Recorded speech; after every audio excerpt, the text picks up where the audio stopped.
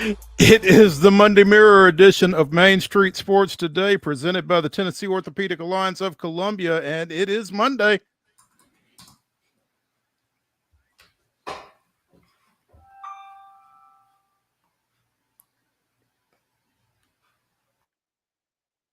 Are we all right? Are we here? What's up? What up? There we go. Yeah. Okay. I got a feedback. I got an echo, something. I don't know. No. We got you loud and clear on our end, Mo.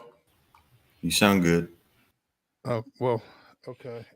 I'm echoing on my end. It's coming back to me about, everything's coming back to me about 3-4 seconds later. Anyway, I'm Maurice Patton. That's Wade Neely. And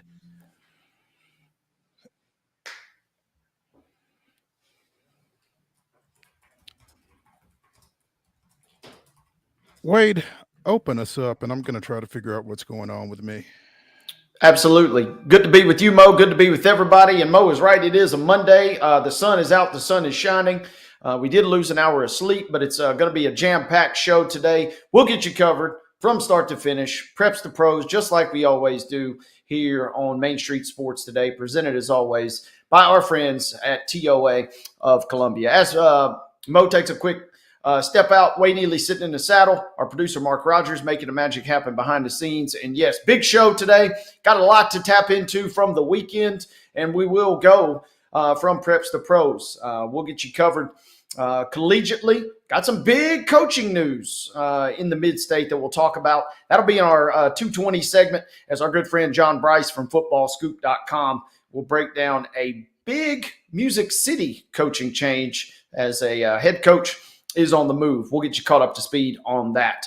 A little bit later in the show, we will get into the grab bag. We'll go a little bit of everything. We'll talk NASCAR. We'll talk NSC. We'll talk U.S. men's national team, Preds, Titans, all that and more. That takes us up to hour number 2. In hour number 2, a lot of hoops to break down. I mean, a lot of hoops as championship week halfway home. Already a few bids handed out on the men and women's side, and we'll get you caught up on the rest of championship week, which continues this week. We'll also talk JUCO hoops as well, and we'll talk some coaching news, as we often do on this show, in the NCAA ranks. And then our guest in the second hour, we'll speak to Brooks Downing. He's with bdGLOBAL Sports, talking about the big Kentucky-Gonzaga showdown that will go off at December 5th at Bridgestone Arena. We'll also talk about what else might be in the mix for Brooks and for the Music City. So as Mo and I like to say, we cover a lot. We got a lot to tap into. We got a lot to break down.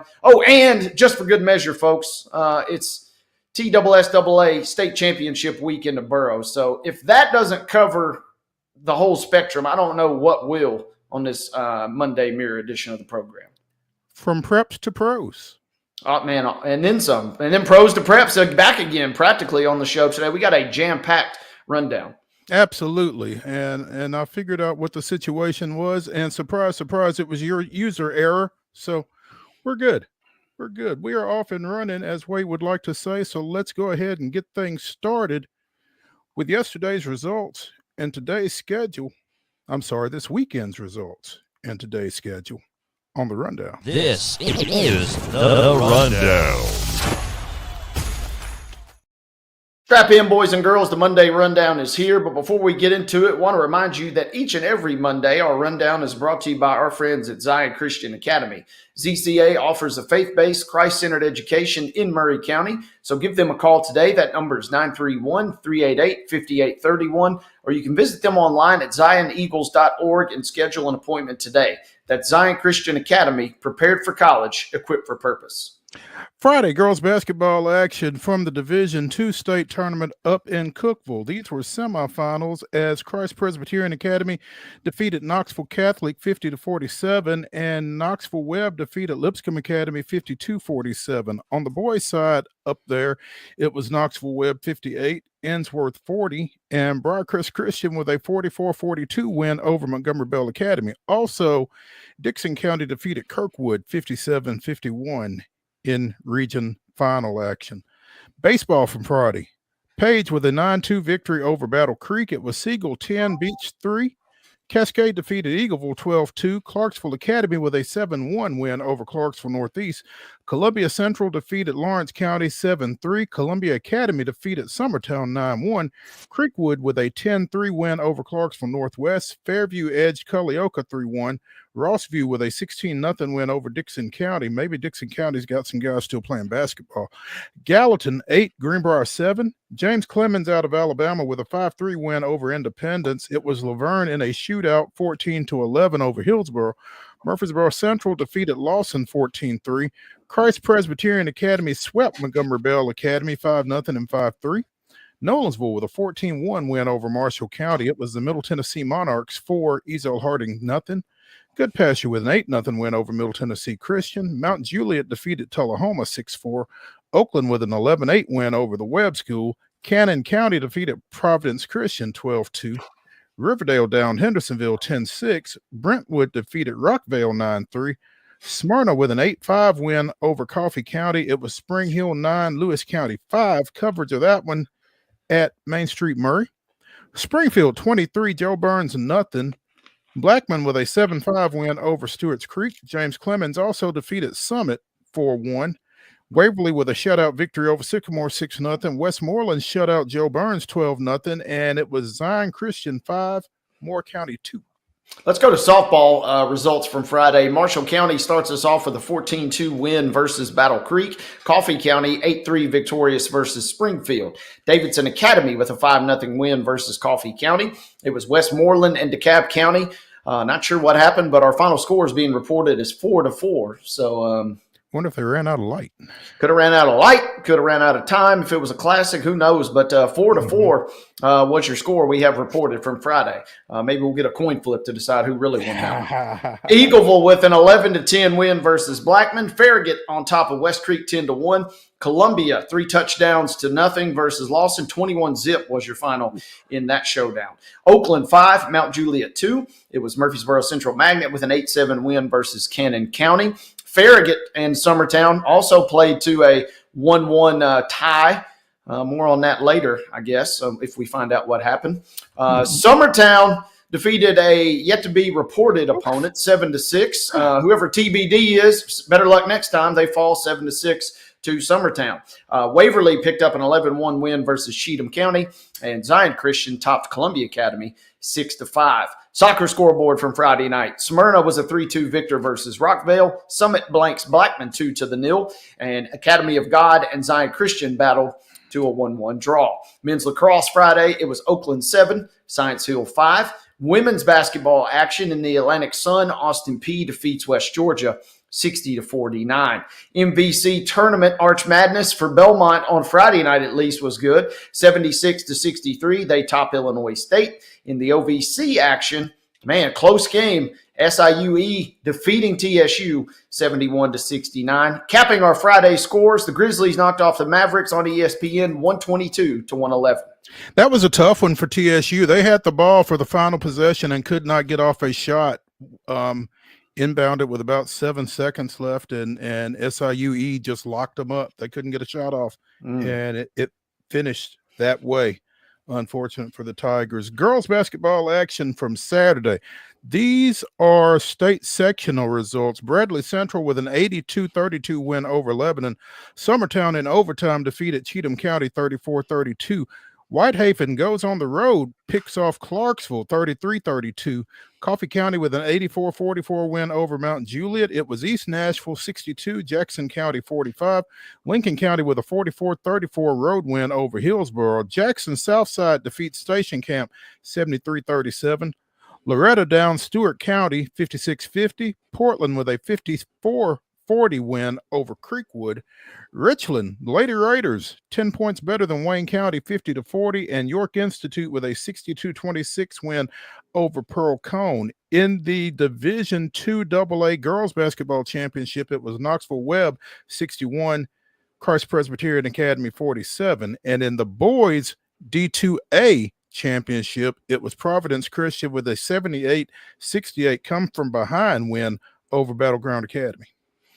Other scores from Saturday, baseball action, Brentwood Academy topping Centennial 5-3. Coffee County was a 12-2 victor versus Clarksville Northwest. Providence Christian 15, DCA 6. It was Mount Juliet 9-6 over Dixon County. East Robertson winning over Eagleton Academy 16-7. Independence 14, Father Ryan 3. Gibson County 11, Houston County 1. Oakland blanking Upperman 6-0. Page defeating Rockvale 7-5. Clarksville 6, Riverdale 1.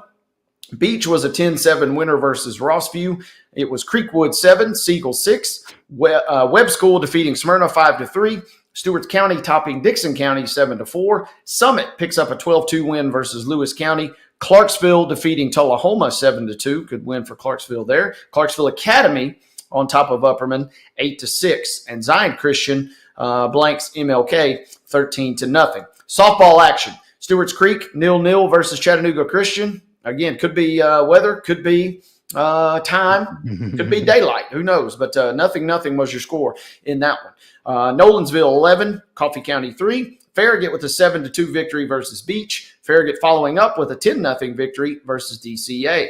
Not all good for Farragut, though, as they fall to Nolensville 7-2. But wait, there's more. They rally for a 3-2 win versus Davidson Academy. So 3-1, not bad on a Saturday afternoon. Riverdale picks up an 11-1 win versus Blackman. Siegel topping Tullahoma 12-2. Stewart's Creek and Soddy Daisy 0-0. Stewart's Creek and Skyline, Alabama 0-0.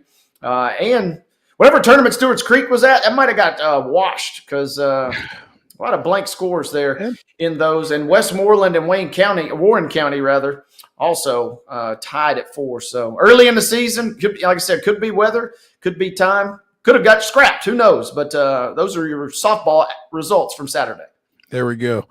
Men's soccer, boys soccer action. Riverdale picks up a pair of victories on Saturday, defeating Riverdale defeating Lawrence County 2-0 and defeating Dixon County 3-0. There we go. Women's basketball action from Saturday. Middle Tennessee State closes out the regular season with a 65-44 win at Florida International. It was Belmont 75, Evansville 48. In Atlantic Sun action, somebody defeated North Alabama 73-64. Also, Florida Gulf Coast defeated Austin P 82-48. Men's action on Saturday. Georgia with a 79-68 win over Vanderbilt. It was Tennessee 75, South Carolina 65. Middle Tennessee State defeated Florida International 78-56. And in the Missouri Valley Arch Madness over in St. Louis, Drake eliminated Belmont with a 57-50 win in the semifinals there.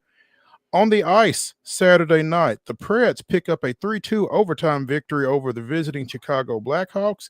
On the pitch out at Geodis, Nashville Soccer Club scores twice, in fact, in a 2-0 win over the Portland Timbers. Wade was on hand for that one, I do believe, and I'm sure we'll talk more about that later in the show. Had to scratch, unfortunately, Mo. Our plans got flipped upside down, and that's as fate would have it. Now I'm not allowed to ever go to any NSC matches this year because they won 2-0. Good win versus the Timbers. Absolutely. Sunday basketball in the Atlantic Sun Finals, it was Lipscomb with a 76-65 win over North Alabama. The Bisons picking up their plural, picking up their second ever NCAA tournament berth with that victory. And in the association, the Memphis Grizzlies 107, the New Orleans Pelicans 104, and Ja had one of the best missed dunks you'll ever see. Again, second time this year, the guy just lives for the dunks that don't count. Yeah. Well, I mean, at least he hit the one over Wemby. It was just late. This one he missed, but oh my God, if he had hit it, we might need to pull that up at some point. Anyway, that gets us through our results from the weekend. Wade, take it away with the schedule. And praise the Heavenly Father, the Grizzlies didn't manage to beat the Pelicans. Yeah. We'd have to shut the season down if you lose that one there. Boys basketball schedule for tonight. These are sectional showdowns. Siegel will be at Bradley Central. Check your start time there. Listed at 7, could be 6 for those of us in the Central time. Centennial will be at Hillsboro. Lexington traveling to Hume Fogg.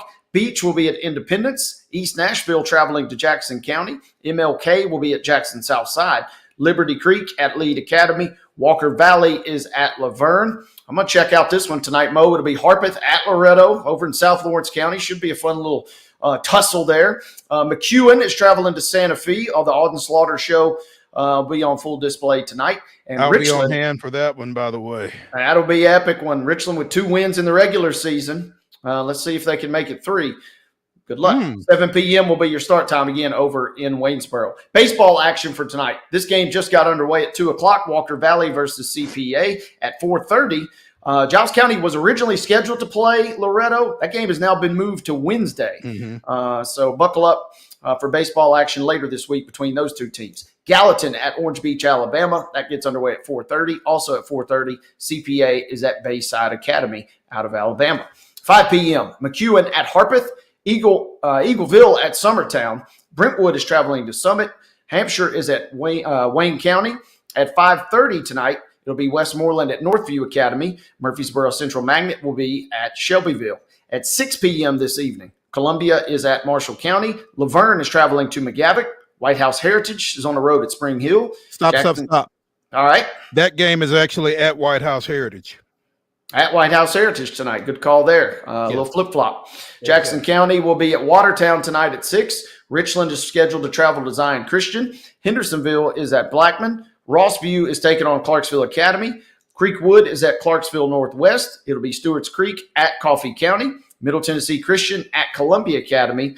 Also at 6 tonight, Collinwood at Culleoka. 6:30 first pitches between Lebanon, who's at Farragut. Cookville is at Oakland, and Heritage is taking on Ravenwood. And finally, 7 p.m. start times for Tullahoma at Rockvale and Springfield at White House. We don't have a start time listed for Page, who's at Centennial.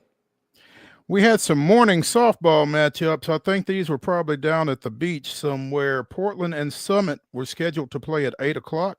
This says Portland at Summit at 8 o'clock. I'm almost positive that wasn't accurate. Beach and Anderson County were set to play at 9. Beach and Ezel Harding at 10. Summit and Huntsville at 10. Yeah, these are definitely classics with the 1 hour time limit. Anderson County, Kentucky and Ezel Harding at noon. Ezel Harding and Anderson County at 1. Grace Christian out of Franklin and Gallatin at 2. At 5 o'clock here locally, Blackman travels to Cascade. Also at 5 o'clock, Middle Tennessee Christian is at Columbia Central. Forest is at Columbia Central at 5. I'm sorry, Forest is at Columbia Academy at 5:30. Giles County is at Franklin County at 5:30. At 6, Austin of Alabama plays Gallatin. Laverne is at Rockvale, and at 6:30, Oakland goes to Eagleville. In boys soccer action at 6 this evening, Zion Christian is at Columbia Academy. At 7, Siegel goes up I-40 taking on the Cavaliers of Cookville. And at 7, in the association going the other way on I-40, it's the Phoenix Suns at the FedEx Forum taking on the aforementioned Ja Morant and the Grizzlies. Ladies and gentlemen, that is your rundown.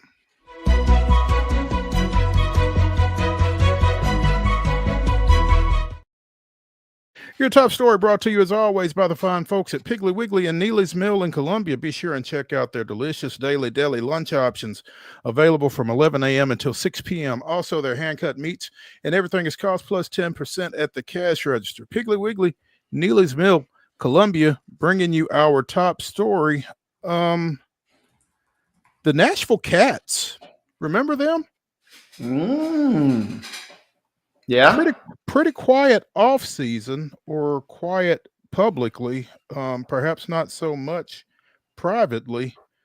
They were in Arena Football 1 regular season action Saturday in Dodge City, Kansas. In fact, this was the inaugural AF1 game, certainly of the season and possibly period. AF1 may be a new deal. I'm not sure. But 2 holdovers from whatever that league was last year met as the Southwest Kansas Storm hosted the Nashville Cats, and Southwest Kansas won that matchup 40-26. The Cats look to be new in a number of ways. They have a new coach, Darren Arbit, replacing Dean Kokinos. And, I was trying to kind of nose around a little bit and figure out where they were last week and didn't have a whole lot of success. New quarterbacks on the roster, though. Corey Curtis with a K, no relation to Corey Curtis of WKRN, and Jake Dunaway shared signal calling opportunities for the Cats in, again, the 40-26 loss. So they take a couple of weeks off and then open their home schedule at Municipal Auditorium later this month. So the Nashville Cats, in some iteration, are back. They're back, and like you said, it was a quiet offseason. I feel like the only offseason news we had was the lawsuit that was filed against one of their owners. So that's the kind of quietness that we're talking about. And just a couple of days ago, it's never really good, but I suppose it's worth doing. They have a press release on their website from a few days ago. It's never good when the headline says that we are 100% committed. I get the intent, and, it's nice that they kind of reassure us, but I don't exactly feel totally reassured the fact that you had to say you're 100% committed to the league. So we went through this song and dance last year. This league was up, it was down.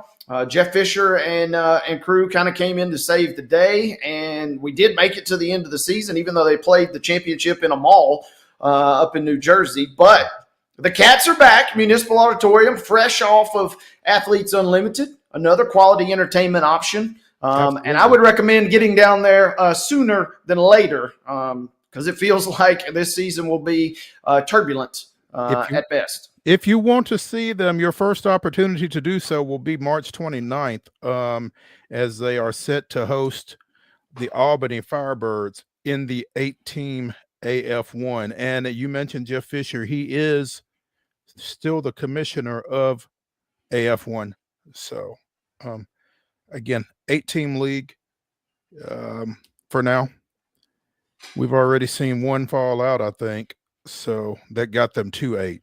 I believe the Arizona Bandits are no longer in operation, apparently. So ahead of their scheduled March 15th opener against the Oregon Lightning. So stay tuned. Arena football. Arena football. Not just a job, it's an adventure. Yeah, where the excitement on the field is only matched by the news off the field. So it's like a double thrill ride. There we go. Hey, let's take a break here on Main Street Sports Today, presented by the Tennessee Orthopedic Alliance of Columbia. When we return, we hope to have with us John D. Bryce of Football Scoop, because we really need to talk to him. Stick around.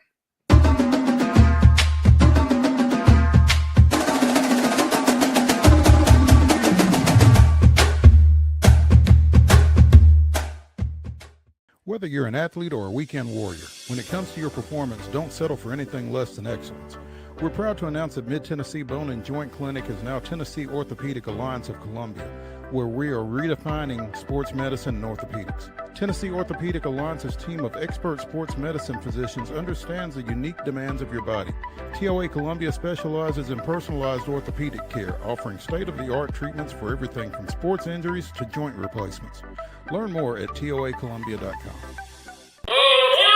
Step into the Lionel retail store at Opry Mills, Nashville, and you'll be captivated by all the magic of the 123-year history of Lionel trains. Whether you're already a train enthusiast or just getting started, Lionel will energize your love for trains. NASCAR fan? Come check out your local Lionel station to learn all there is to know about model trains and die-cast NASCAR collectibles. Visit nashville.lionel.com or call 615-455-9399. Custom Stone Handler supplies over 600 distributors and suppliers with quality stone products. Along with River Stone, we produce and distribute over 100 building, landscape, and other bulk products. Our goal is to provide quality products, service, and partnerships to ensure our customers' success. We firmly believe that the measure of any person or company is how they treat other people and customers. Give them a call at 931-490-4990 or visit CustomStonehandlers.com.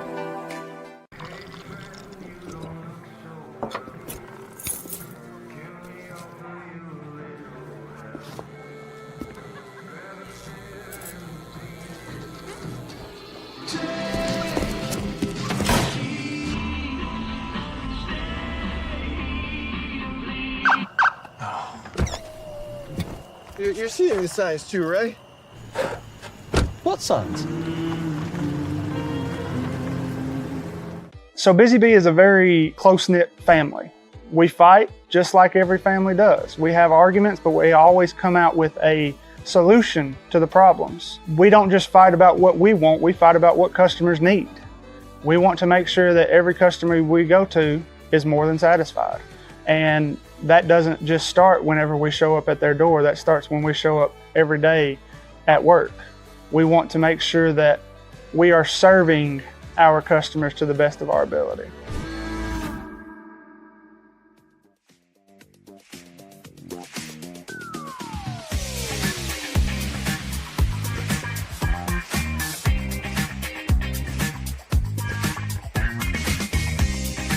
The Monday Mirror continues here on Main Street Sports Today, presented by the Tennessee Orthopedic Alliance of Columbia. That's Wade Neely. I'm Maurice Patton. And news started to, I don't want to say leak out, but kind of started to move around yesterday morning that after 4 years at Tennessee State, football coach and former Tennessee Titans running back Eddie George would be on the move. And sure enough, Coach George is the new coach of the Falcons of Bowling Green of the Mid-America Conference. Apparently signed a 5-year deal with them. And it's an interesting move for a number of reasons. One being that a number of former Bowling Green coaches have certainly bounced on to bigger and better things, including Urban Meyer, Dave Clawson, and Dino Babbers. So is the 51-year-old Eddie George next in that line? It's a fertile ground, right? The state of Ohio has produced some great coaches, regardless of what school you're talking about. And you run down that list. But the first ever time I took the trip to Michigan Stadium, the Big House, Urban Meyer was the head coach. I watched John Navarre and the Wolverines rough up Bowling Green. Little did I know that I was watching a guy that would one day rough up the Wolverines at Ohio State. But they have produced some great coaches. This is, the MAC kind of doesn't have the same real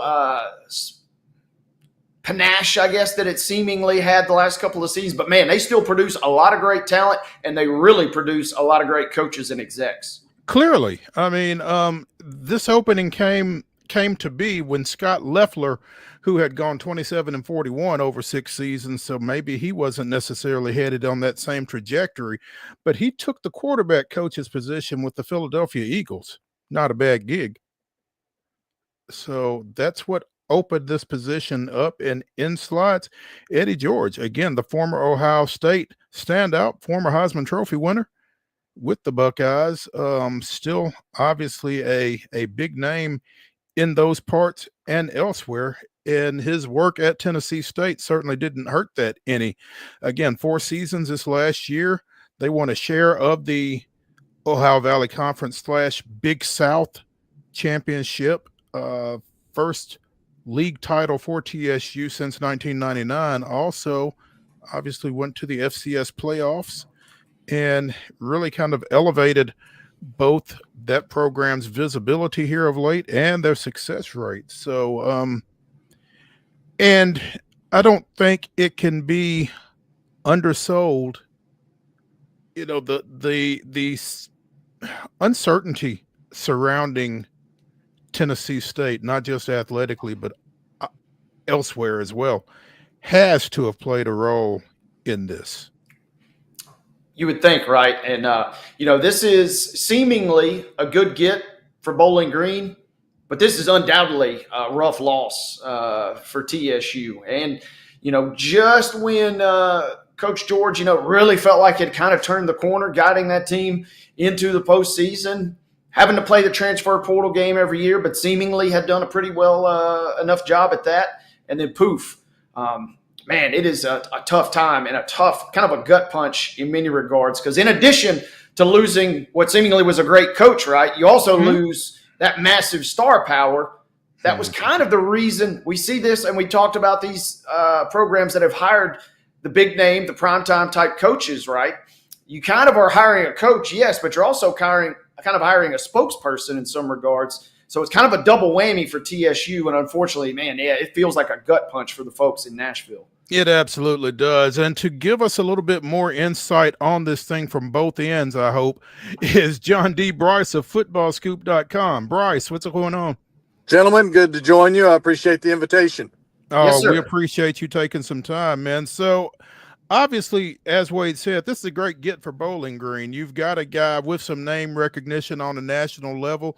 You've got a guy with some name recognition right there in Ohio from his time at Ohio State. I mean, this is a great hire for them. And this is a guy who not long ago apparently was impressive in his interview with the Chicago Bears of the NFL.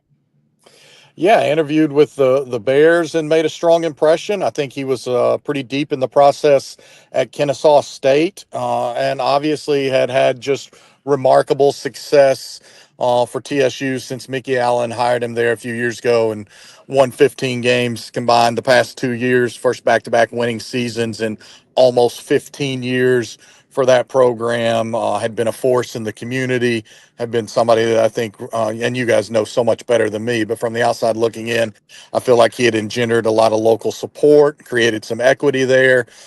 So yeah, a really good get for Bowling Green. I heard from a former Bowling Green player today who lives in LA, who's an agent out in LA, and he was really fired up. And I talked to him late last week and had kind of said, "Hey, what's your alma mater going to do?" And he goes, "I don't know. Right now, I'm not real excited by the choices." And then it shifted pretty quickly to Eddie over the weekend, and he got fired up about that. So again, yeah, it's a tremendous loss for TSU, particularly in a time of flux for the Tigers, both, as you noted, academically and athletically, without a school president right now. Yeah, and you mentioned, John, that he spoke to folks at Kennesaw State about their situation as well. Was this a situation where he was looking to get out, from what you can gather? You know, I think it had to be the right opportunity. I don't think he was going to leave for a lateral move or anything along those lines, but I do think that there are questions about how long it can be sustained at Tennessee State. There were questions about, again, the flux and leadership at Tennessee State. I think Mickey Allen has done a really nice job. In full transparency, I've known Mickey 20 plus years, and I was impressed by the hire when he went and got Eddie George, and then the way they built it from there. They had a couple of hiccups early on, and then lost Tyler Rell, the really promising offensive coordinator, out of the blue a year ago after Tyler had been on the job about a month, just because, once again, he got an offer that he couldn't refuse. And so I think this is Eddie having a lot of familiarity in the state of Ohio. He still has name recognition there. He'll be able to recruit Northeast Ohio, I think, very well in the areas that they have to recruit. He's obviously, I think, a Philly native or a native of the Philly suburbs. He'll be able to recruit that area as well. It's an area that Bowling Green has recruited in the past when they've had success. So it just made sense for Eddie on a lot of fronts. I think my understanding is, in talking to people today, is that, and yesterday, is that he's getting a 5-year deal. And obviously going from FCS to FBS, he's getting a significant raise, even though TSU was very competitive in its pay of Eddie George. Yeah. You know, as you talk about Eddie George, Bowling Green, the MAC, you know, we just saw Northern Illinois stepping out of the MAC to go to the Mountain West. You know, that's a conference that does not necessarily have a bell cow at this point. No, that's a really good point by you, Mo. I would say what Jason Candle has done at Toledo is pretty up there, and Chuck Martin at Miami of Ohio. Those are probably your two most consistent programs. Now, Tim Albin had Ohio in a very similar conversation, and obviously Thomas Hammock had done a great job, as you noted, before they made the move to Mountain West. But there is some flux in that conference. There's an avenue to win, and win sooner rather than later in that conference. I know Bowling Green folks are very confident that their budget is top 3 in the MAC for football as a whole, and as it comes to coaching salaries and all those things that sort of feed into that. So Bowling Green believes it can be a contender for that MAC title sooner rather than later. Obviously, you're in a tremendous area of the Midwest for football talent, and yeah, there are openings there. And then from a standpoint of Eddie George, it's a great opportunity for him to potentially turn it into the next big thing if he goes and wins there. If he produces very similar success at Bowling Green, if he has a 9 or 8 win season a couple of years in a row at Bowling Green, he will get looks for other jobs in the Midwest and other jobs that could pop up on the radar. John, that's what's curious about me with these quote unquote superstar hires is, are they really committed to the coaching life long term, or is it, a way to kind of keep your name relevant and then you maybe pursue a different pursuit? And I guess I'm curious, does this kind of not lock in Eddie George, but do we see Eddie really kind of get ready to make a career out of coaching football in your mind? That's the vibe that I'm kind of get when I see a hire like this. I talked to Eddie a few different times during his tenure at TSU. I was at their game up here in South Bend, Indiana, when they played at Notre Dame a couple of years ago, and saw him give his speech the day before on campus in the Mendoza School of Business. I don't think Eddie halfway does anything, guys. I mean, again, Mo, especially, you covered him. Like, that guy is all in. So I think Eddie is invested in coaching because he wants to be invested in coaching. I think he views it as the next chapter of his life. And yeah, you don't make that move from a comfort zone in Nashville, where again you have manifested a lot of equity in your program and in your personal brand. You don't make that leap to Bowling Green unless you're committed to it, unless you believe it's the important next step for your chapter. I think all these quote unquote superstar hires are different. I think that we'll continue to see out of Dion what he does the next couple of years without his sons and without Travis Hunter, and just but his system is working right now. A guy like Ed Reed, what will he do? Or Michael Vick or Deshaun Jackson? I think those are more open-ended questions because they don't have the track record that Eddie does. And kind of along those lines, yeah, I mean, Bowling Green, you got to feel great today, but you kind of almost already got to feel like, man, if this guy has success, I guess they're used to coaches leaving for quote unquote better jobs. But man, it kind of have mixed emotions because any success is obviously going to breed more questions about the future with Coach George staying in Bowling Green. That's certainly a valid viewpoint. What I would say, and what I just got through telling some coaches at the AFCA convention in Charlotte in January, and a couple other coaches more recently on some site visits I've done, is that if nobody wants to hire your assistant coaches, or after a few years nobody else wants to hire you, all your butts are probably about to be unemployed. You're all. So that AD better hopes like hell that somebody wants to come and hire Eddie George, because that means that AD might get the next job, or he'll get to at least make the next hire to replace Eddie George. But if Eddie George falls flat on his face, the AD will be out before Eddie George will be out. John Bryce of footballscoop.com joining us here on Main Street Sports Today, presented by the Tennessee Orthopedic Alliance of Columbia. And John, you make the point that, it seems like Eddie is invested, and maybe this move kind of proves it, because there's no guarantee that this situation is going to be linear, onward and upward for him. Again, Loeffler was 27-41 over 6 seasons. So it's not like they were just getting it done hand over fist up there at the time. So, yeah, I think you look at it as it's a very, very good point, Mo. And Loeffler, 3 years ago was very, very much on the hot seat. And then I think he took Bowling Green to maybe at least 2 consecutive bowl games, if not 3 consecutive bowl games. And that's sort of what changed his trajectory. But then I think you also have to look and say, okay, well, Dino Babers turned Bowling Green into the Syracuse job. Dave Clawson turned Bowling Green before that into the Wake Forest job. And obviously the most famous of all is Urban Meyer turning Bowling Green into the Utah job and then the Florida job. And so there is a track record. It is right there in an area of Ohio that loves its football and loves its college football. There's great prep football there.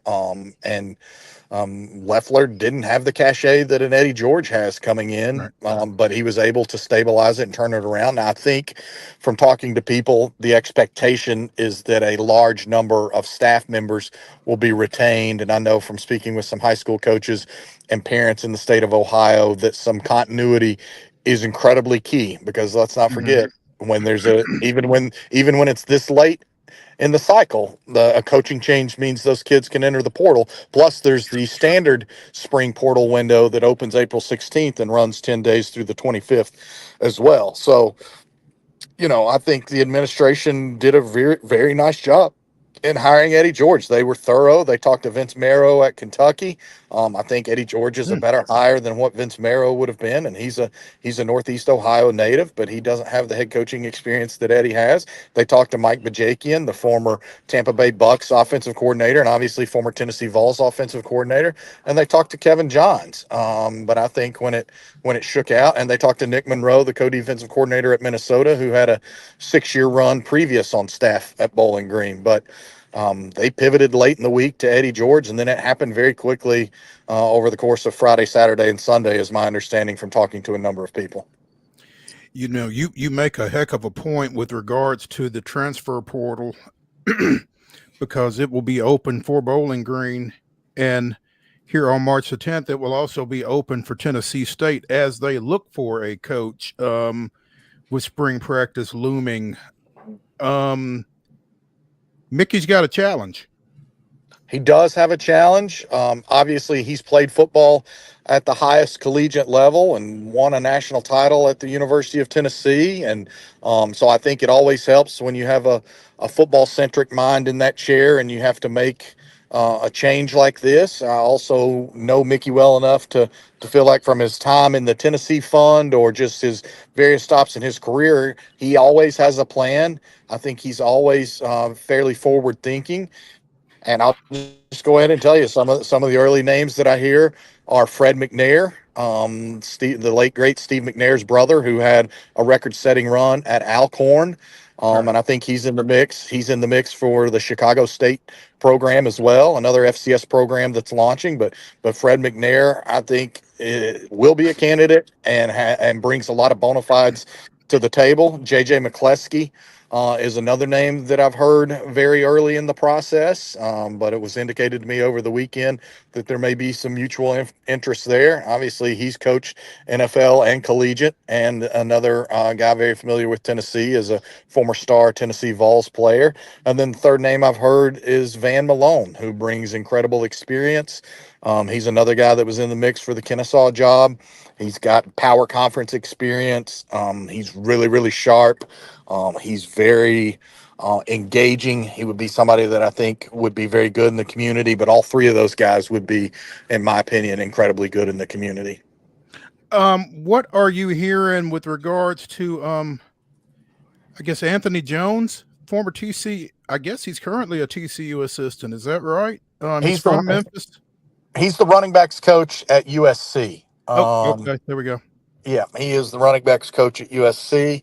I know Anthony Jones Jr. has been involved in a couple of different searches this past year. I know he was at TCU for a year and then got plucked away by USC and then nearly got plucked away from USC. I think he has a very high salary at USC, but obviously cost of living is cheaper in Nashville, as is the chance to be a head coach. So he's certainly a name that I would continue to monitor. He does not have the head coaching experience at the collegiate level, but he has tremendous ties, as you noted, in and around the city of Memphis. Okay. All right.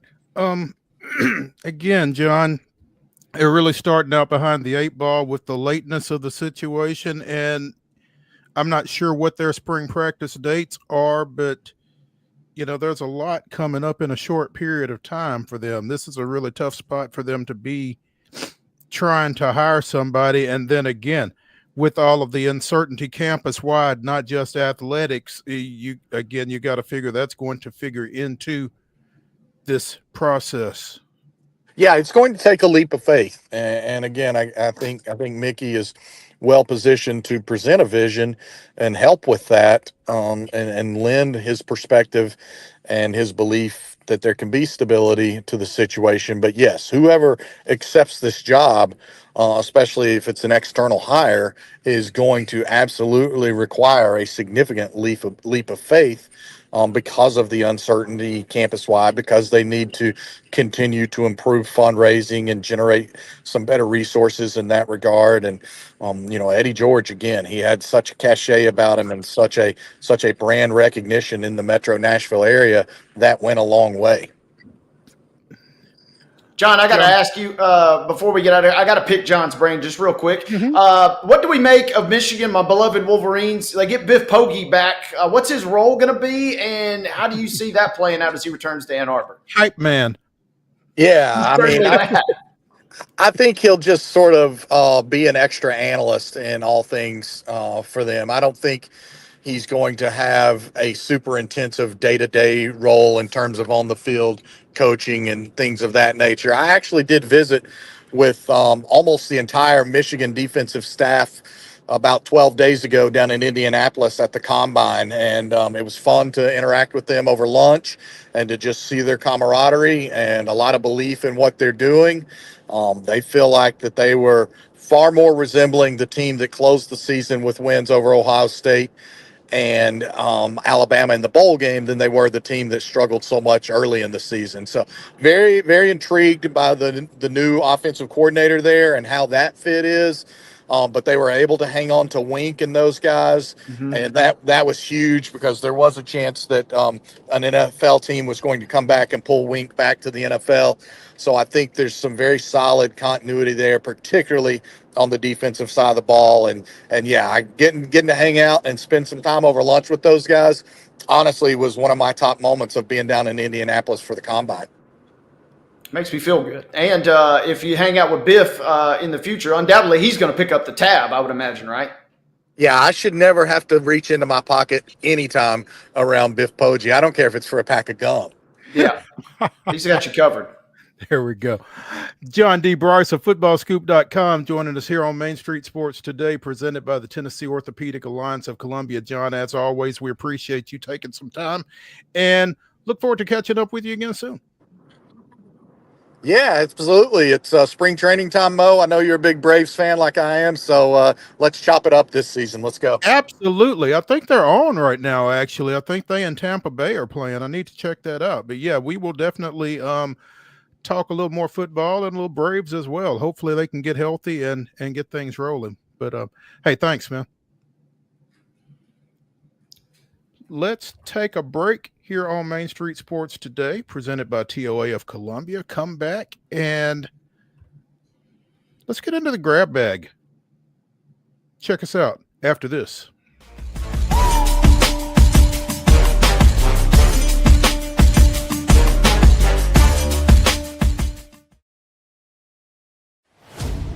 Only in Smashville are opponents welcomed with some good old-fashioned Southern hospitality.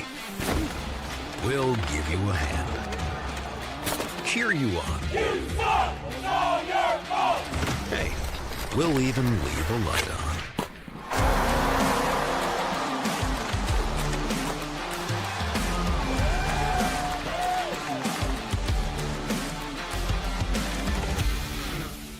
At Delta Dental of Tennessee, we know our success begins and ends with providing superior quality service, and that includes serving those who need it most.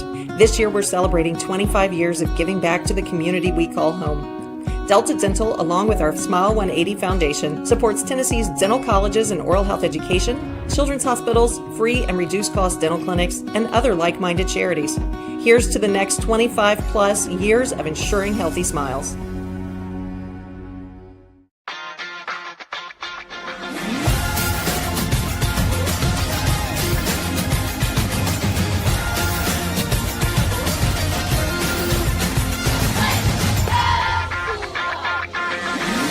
Whether you're an athlete or a weekend warrior, when it comes to your performance, don't settle for anything less than excellence. We're proud to announce that Mid-Tennessee Bone and Joint Clinic is now Tennessee Orthopedic Alliance of Columbia, where we are redefining sports medicine and orthopedics. Tennessee Orthopedic Alliance's team of expert sports medicine physicians understands the unique demands of your body. TOA Columbia specializes in personalized orthopedic care, offering state-of-the-art treatments for everything from sports injuries to joint replacements. Learn more at toacolumbia.com. A game without a crowd is just a scrimmage. A performance without an audience is just a rehearsal. Without your presence, high school sports and the performing arts aren't possible. Ensure that these essential extracurricular activities continue to enrich the lives of students in Tennessee. Purchase a ticket to your local high school's game or performance. This message presented by the TSSAA.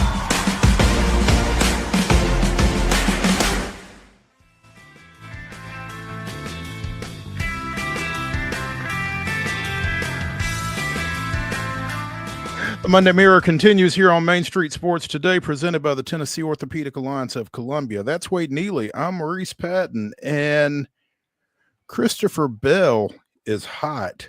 Wade just won his third straight Cup Series race out at Phoenix over the weekend, holding off Denny Hamlin for that victory. The second closest finish in Phoenix Raceway history.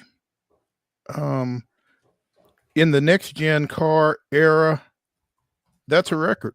3 straight, going back to Atlanta 3 weeks ago, and then Texas last week, and Phoenix yesterday. So won by 0.049 seconds. Seems pretty dang close. Yeah, it does. It wouldn't seem like to me, to the naked eye, you could necessarily tell in that situation. But yeah, 3 straight for him in the Joe Gibbs Racing Toyota. He and Hamlin were 1-2. Kyle Larson was 3. Josh Berry out of Hendersonville finishes 4th, and Chris Buescher is 5th. Berry's best finish of the year. So let's see, Byron and Bowman 6 and 7, Kyle Busch 8th, excuse me, Zane Smith 9th, and Chase Elliott rounding out the top 10. 3 straight. We mentioned last week 28 racers have won 3 consecutive races at the top level of NASCAR, and 11 of those went on to win season championships in that series. So obviously Bell off to a pretty good start right here. Off to a great start. This is, got to be impressive. The fact you mentioned first ever in the next gen car, but also 3 different types of tracks is kind of just mind blowing. I mean, that's really kind of, just inspiring and impressive to me, right? The fact that you're able to get it done on a number of different ways. But this is what blew me away, Mo. We're talking about Christopher Bell. How great of a start he's off to, how great of a run he's done, kind of some historic achievements. He's still technically not first in the NASCAR Cup standings. I don't know how in the world you figure all this out, but he's trailing William Byron. How is my man that's won 3 different types of races, 3 in a row, how is he not number 1 at this point? He's settling for number 2 at the moment. I guess we got to go back and see what he did at Daytona. Did he finish? I don't know, but yeah, Byron leads by 13 points. That's crazy. It really is. Bell will get a chance to address that at Vegas this weekend, though. That's the next race. He would be, only Bill Elliott has won 4 of a season's first 5 races when he did so back in 1992. So that's the next objective for Christopher Bell here as he tries to keep these good vibes going into Vegas this coming weekend. Keep an eye on that, obviously. Wade, I was really hoping to talk to you about this 2-0 NSC victory over the Timbers at Geodis on Barbie game day. Yeah, it was. I hated to miss. That was what perhaps most devastating of all. I missed Barbie night, and I missed the first 2 goals of the season, and I missed the victory. Like I said, I think my whole weekend got flip-flopped upside down. Didn't get to go to Lipscomb and UNA. Shout out to Lipscomb from the rundown. But, man, I was watching a little bit, and I was like, I kind of wish I was in the Barbie pit. I had to settle for our boy Vincent Love. I had to live vicariously through him in the supporters section on Saturday. That's awesome. NSC dressed 7 players 23 or younger, matched a club high. So getting young, or got young, and I guess it seemed to work because one of them, Kasem, what's his first name? Ahmed Kasem, scored a goal. Not sure if any of the other youngsters were involved in the scoring, but he had a goal. Yazbek, I think, had an assist. Yeah. So 2 of the youngsters were involved pretty heavily in the success Saturday night as they moved to what, 1-1-1? Yep, 1-1-1, up to 4 points now. We're 3 games into the season. If the season were to end today, which we got like 10 more months of the season, so we're good. Season were to end today, they'd be just outside of the playoffs, but a much needed win. I was worried. We talked, Friday going into this. You were worried about a draw. You obviously want the win. You would take a draw. You certainly would kind of be in a little bit of a panic already if you had lost this at home. Not only did they get the point, they got 3 points by securing the 2-0 win. That was Portland's first road game of the season, so maybe a little jitters there, but a much-needed result there for Nashville. As this weekend, they got to travel to Philadelphia, who's kind of given them some fit here. So this was one. It wasn't full-blown desperation mode, but it would have been a little dicey had they dropped some points this weekend. Absolutely. And it's just nice to see them have some success. I mean, to get into the win column under BJ Callahan, I would imagine it kind of helps him to breathe a little easier at this point. Yeah. Kind of his first victory this season, but kind of, the first victory in his full season tenure, right? And so kind of let him stretch his legs a little bit. Now, I'll be fascinated to kind of read between the tea leaves here and see what this weekend's expectations are. To me, Philadelphia has given you so many problems. It could be tricky, but if you somehow go in and beat an undefeated Philadelphia or even get a draw on the road, you got to feel really confident about that. And then all of a sudden, boom, in the blink of an eye, you're feeling really nice about what this team has done so far. How cool is it to finish off a hat trick in overtime? Because that's what Steven Stamkos did Saturday night to guide the Predators past visiting Chicago 3-2.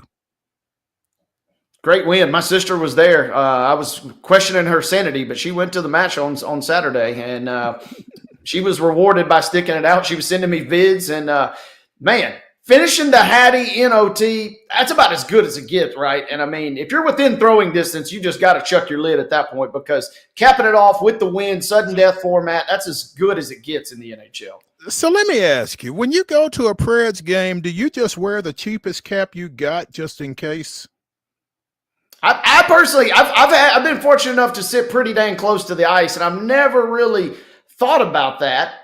I don't necessarily know that I'm going to wear my favorite hat. I'm not wearing a Houston Astros World Series champions lid that I got and chunking that necessarily. But, if it's your run-of-the-mill lid, yeah, you got to throw it. And then you just go straight to the gift shop and buy you a new one for next game. So you got to be sure that the credit card is paid up when you go to the Preds game, because you just never know. There is a flurry of activity in the National Football League right now, and I don't know that we're equipped to get to all of it, but apparently the Tennessee Titans have added a tackle.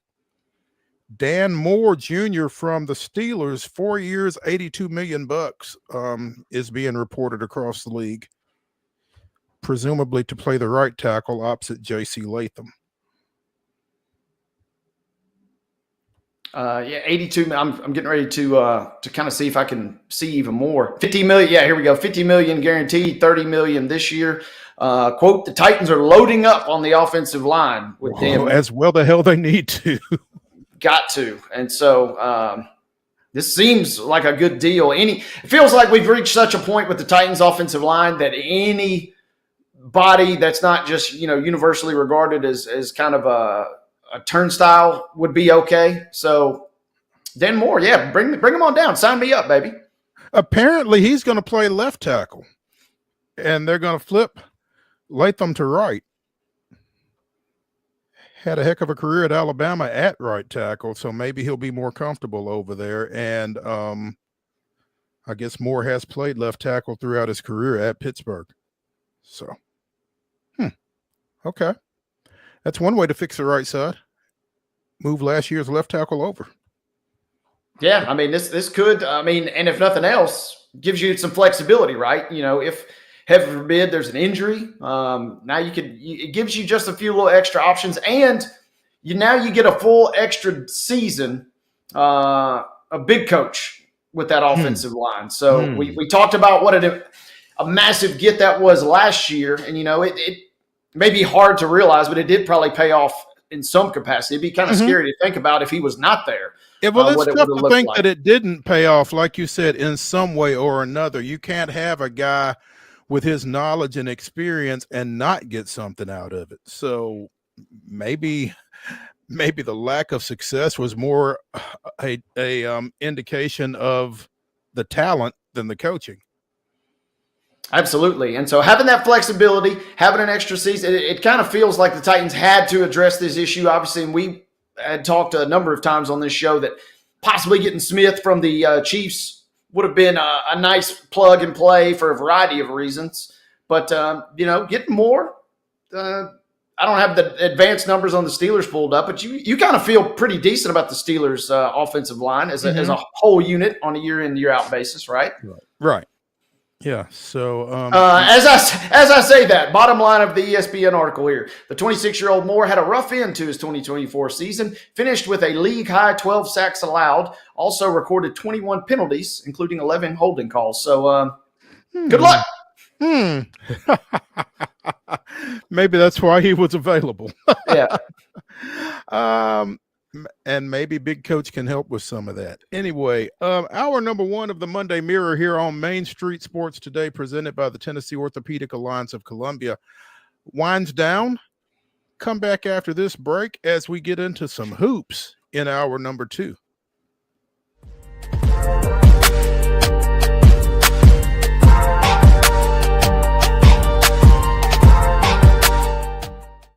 Hi, I'm Dr. Vilai Saisuka, CEO and founder of Premier Foot and Ankle Centers of Tennessee here in Murfreesboro. We offer foot and ankle care from ingrown toenails to diabetic foot wounds. We also fix ankle fractures and things like that.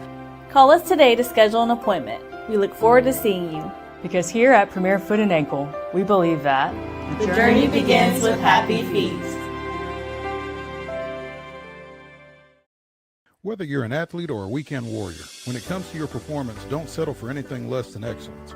We're proud to announce that Mid-Tennessee Bone and Joint Clinic is now Tennessee Orthopedic Alliance of Columbia, where we are redefining sports medicine and orthopedics. Tennessee Orthopedic Alliance's team of expert sports medicine physicians understands the unique demands of your body. TOA Columbia specializes in personalized orthopedic care, offering state-of-the-art treatments for everything from sports injuries to joint replacements. Learn more at toacolumbia.com. Jones & Lang Sporting Goods here in Columbia has been outfitting teams, officials, and anybody else from T-ball to college for 50 plus years. Be sure and check them out at 931-388-8060 or online at jonesandlang.com. Jones & Lang Sporting Goods, the look of a winner. Zion Christian Academy, zioneagles.org or 931-388-5731. You can schedule your appointment. Go tour their campus. It is beautiful over there, and you're definitely going to want to see it. Again, it's zioneagles.org. Give them a call, 931-388-5731, and schedule your tour today. Custom Stone Handler supplies over 600 distributors and suppliers with quality stone products. Along with River Stone, we produce and distribute over 100 building, landscape, and other bulk products. Our goal is to provide quality products, service, and partnerships to ensure our customers' success. We firmly believe that the measure of any person or company is how they treat other people and customers. Give them a call at 931-490-4990 or visit CustomStonehandlers.com. Piggly Wiggly, located in Neely's Mill Shopping Center, is Columbia's locally owned and operated Cost Plus 10 grocery store dedicated to serving the community with low prices and smiling faces. Piggly Wiggly offers fresh, hand-cut meats daily as well as daily hot plate lunches from their deli counter. You're certain to see smiling faces and a helping hand when you're here at Piggly Wiggly. Come by and check out our fresh produce, high-quality meats, and more. Down home, down the street, we'll see you at the Pig.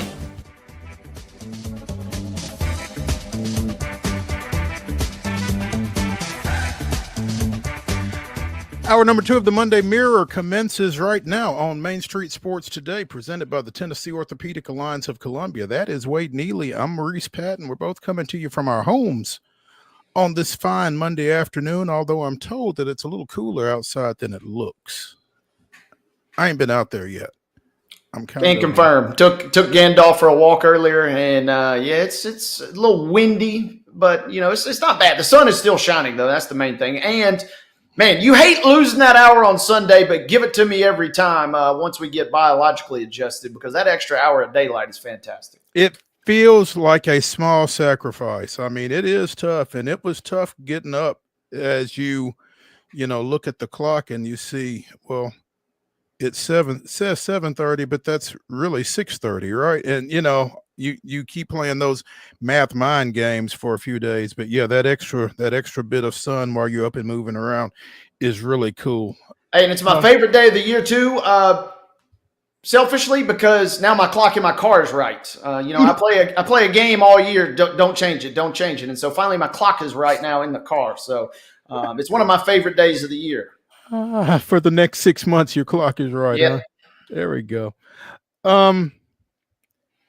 Lipscomb getting it done at home yesterday, getting back into the NCAA tournament for the first time since 2018 with a 76-65 win over North Alabama in the Atlantic Sun Conference Finals, the last year that they will be playing at home sites, I guess. They go neutral next year, right? Yep. Jacksonville, I think we said. That's right. Yeah. Jacksonville area, at least. Yeah. Okay. But the Bisons, we've talked a lot about them with Joe Sullivan and the Ognosovich kid and former Mount Juliet standout Will Pruitt. And I guess yesterday it was Joe Anderson's turn to really get it done. Big game from him. I think he finished with 23. But Lipscomb has had all the pieces to get it done against North Alabama. Now, obviously it comes down to seedings and matchups and that kind of thing once they get into the NCAAs. But they will go as the Atlantic Sun champion. And big step for them and Lenny Acuff in the program. Yeah, good win for them. Good win for Lenny Acuff. And that team has, as Joe has told us a number of times, Joe Sullivan, our friend at Main Street Nashville, they've kind of gone up and down. And there was a point we should go back and revisit the tape. There was a point in December where Joe was ready to basically say, hey, they're not the team I kind of thought. So props to Coach Acuff, props to the Bisons for turning it around because they were kind of the darlings early in the regular season, late November. And then somewhere in mid-December, they kind of lost their way, but they rebounded. Man, great run, too. Had to defeat a really scrappy UNA team, but they had to go to overtime in the semifinals just to get there. So this is a resilient bunch, and it's cool to see their hard work paid off. I'll be certainly curious to see what sort of seed and obviously the opponent coming up on Selection Sunday. Yeah, and I think the latter is probably more important than the former, to be honest, just in terms of matchups and that kind of thing. So, yeah, be keeping an eye on them. Hopefully they will be one of a number of area teams to hear their name called next Sunday. Man, it's right around the corner. Selection Sunday's here, and Lipscomb's got the goods. Ognosovich, he's kind of a guy that could be an X factor. I mean, if they get the right matchup, or if they get a team that's maybe not playing at their best form right now, don't necessarily be surprised if Lipscomb has a chance if they get the right draw to maybe make a run in this thing. Right. The SEC women's tournament came down to your regular season champions, Texas, which lost the coin flip for the number 1 seed, and South Carolina. And South Carolina eventually dropped the hammer on the Longhorns 64-45, and I guess it was just because they were playing in Greenville that they were able to do that. Took care of business, right? Well, at least Vic Schaefer would have you believe that playing so close to campus was the key for the 19-point loss for his squad. I mean, you got to say something, right? You don't want to necessarily come out and say we laid an egg. You can only say South Carolina is elite so many times. Everybody knows that at this point. I mean, and for the good, stir up a little magic, stir up a little rivalry, maybe kind of get your team a little extra jazzed going into the postseason. You got to say something, but yeah, I don't know. Greenville's locked in, and I mean, it seems like a great spot. I certainly can't recall. I'm sure there has been somebody that's kind of voiced some similar concerns, but I can't think of any off the top of my head. I mean, as someone pointed out, Greenville is like within a 5-hour drive of South Carolina, Georgia, Tennessee, and Vanderbilt, I think. So I guess that there are probably places that could be more centrally located and, less of an advantage for South Carolina, but I don't know. It just feels kind of flimsy on Vic's part to me after the fact. I mean, if it was a 6-point game, okay, maybe the home court advantage, maybe the home crowd, that kind of thing. 19 points you lost by. Yeah, kind of feels almost disingenuous. It almost feels like you just had to say something.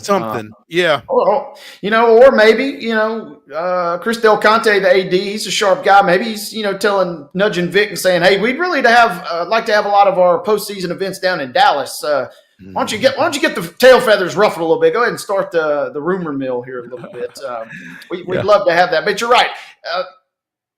There's so many schools within close proximity outside of obviously Texas and Oklahoma. Well, guess what? I mean, that's part of it.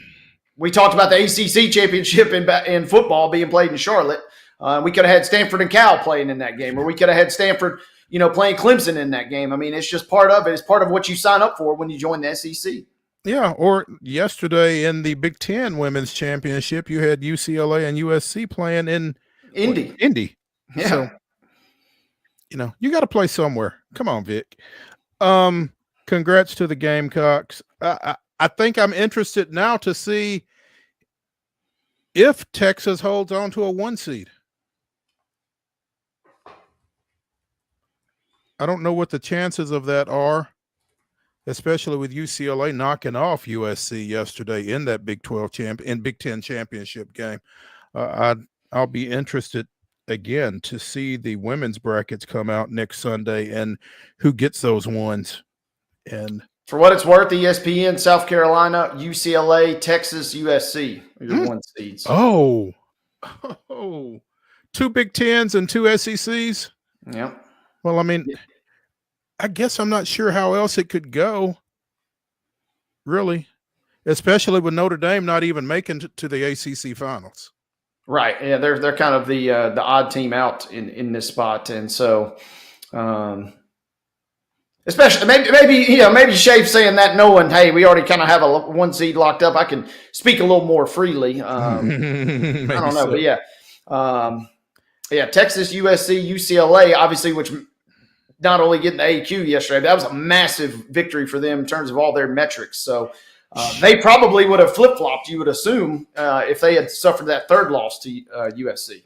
I was watching – well, let me rephrase. I had that game on, and I was doing some work, and I had kind of lost interest in it because it looked like USC was kind of coasting. And then I looked back up again, and UCLA's up 8. And I'm like, what did I miss? I almost started to run it back. But, big win for UCLA – finally cracking the code against USC, like you said, after losing twice to them during the regular season. And congrats to VFL Kara Lawson getting Duke to the ACC championship with that win over North Carolina State in the finals. So the women's game is heating up. heating up. This year feels like it's going to be a lot of fun. Feels like it's pretty wide open. UCLA, 2 losses all season. Yeah, both to USC. So whether it's the 4 that we just mentioned, UConn we talked about had been streaking as of late, and then you certainly can never count out some of your other teams. Like I'm fascinated to kind of see. It just feels like, maybe it ends up being all chalk, but it feels like this is the year where I'm not going to be shocked if any of these teams get dumped even prior to the Final Four. And then if somehow, the good news is with chalk advancing more often than not, you get some electric Elite Eight and obviously Final Four games at that point. Certainly.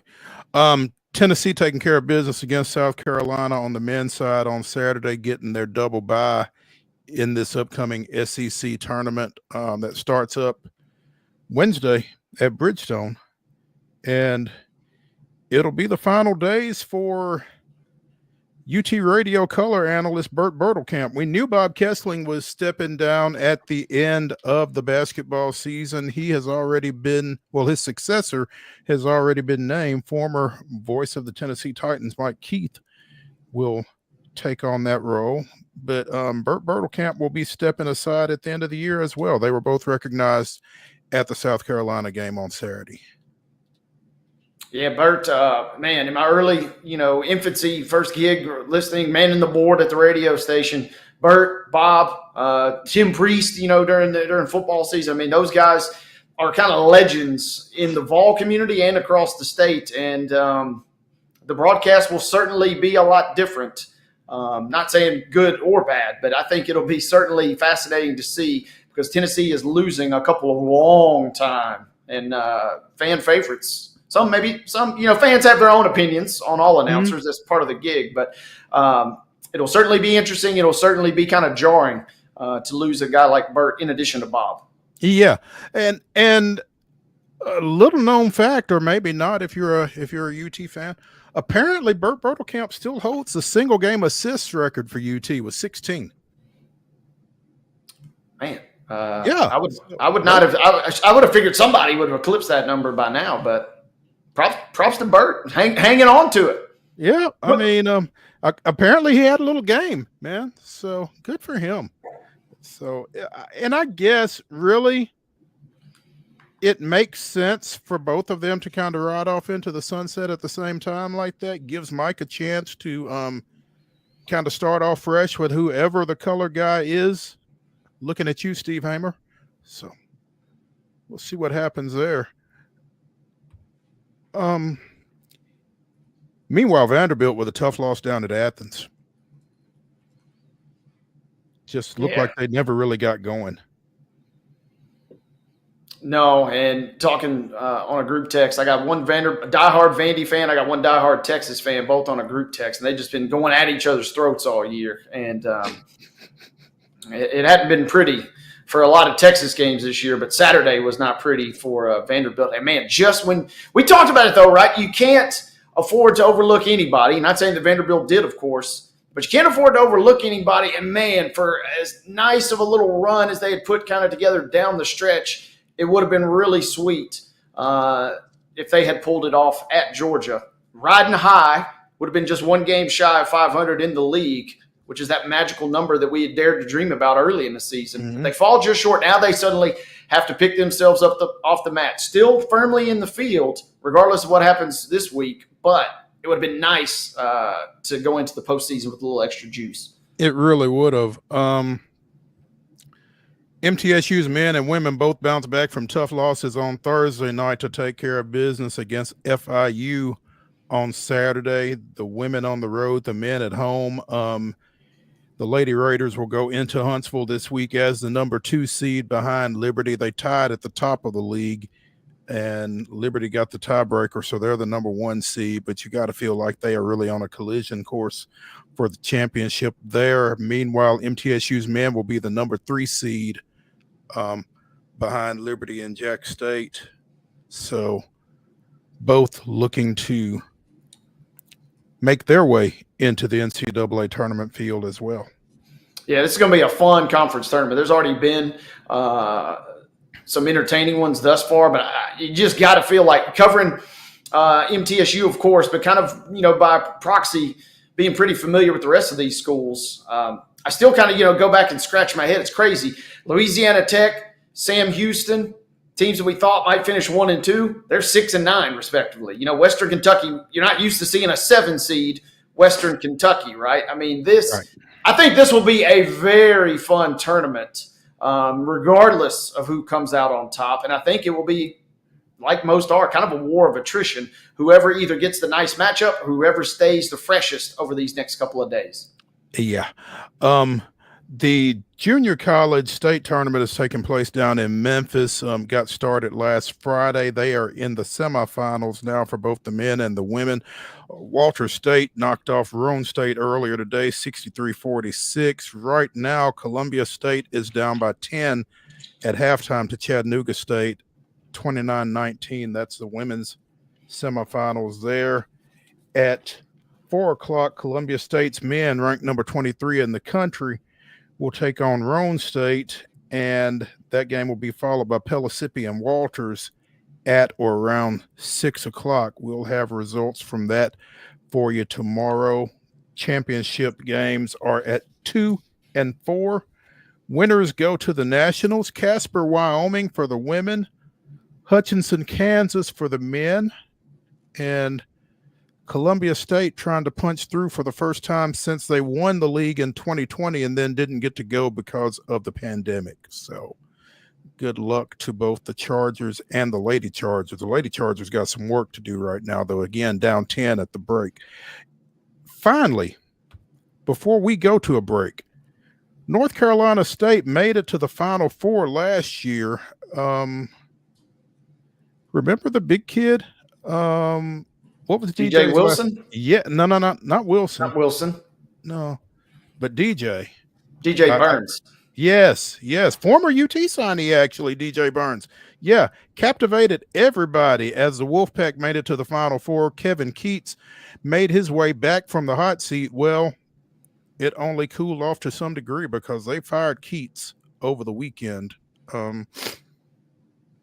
North Carolina State won its first ACC championship last year since 1987, made its first Final Four appearance since 1983. But again, he was kind of flirting with disaster prior to making that run last year and apparently backslid a little bit this time around. The number 10 seed going into the tournament. Number 10 seed last year when they went on that run and made it to the Final Four, but apparently did not do enough this time around to, again, hang on for another year. So the revolving door has started in college basketball. Again, that's another move in the ACC, I guess, to go with Miami and Florida State and Virginia and whatever else is going on over there. Yeah, Keats, he gives his props in 21st century fashion with a infographic on social media, and he had fun with it at the end. He said, quote, "I'm officially entering the portal." So I like the little tip of the cap there to the current state of college athletics. But you're right, a ton of ACC jobs have either come open and been filled or will be open, not just this year, but in the next year or two, as kind of a legendary group of coaches kind of continues to phase out. Absolutely. Let's take a break here on Main Street Sports Today, presented by the Tennessee Orthopedic Alliance of Columbia. When we come back to the Monday Mirror, we will be joined by Brooks Downing, talking a little bit more about that Kentucky-Gonzaga game coming up in December down at the Bridgestone Arena and what else he and his operation have planned. Stay tuned.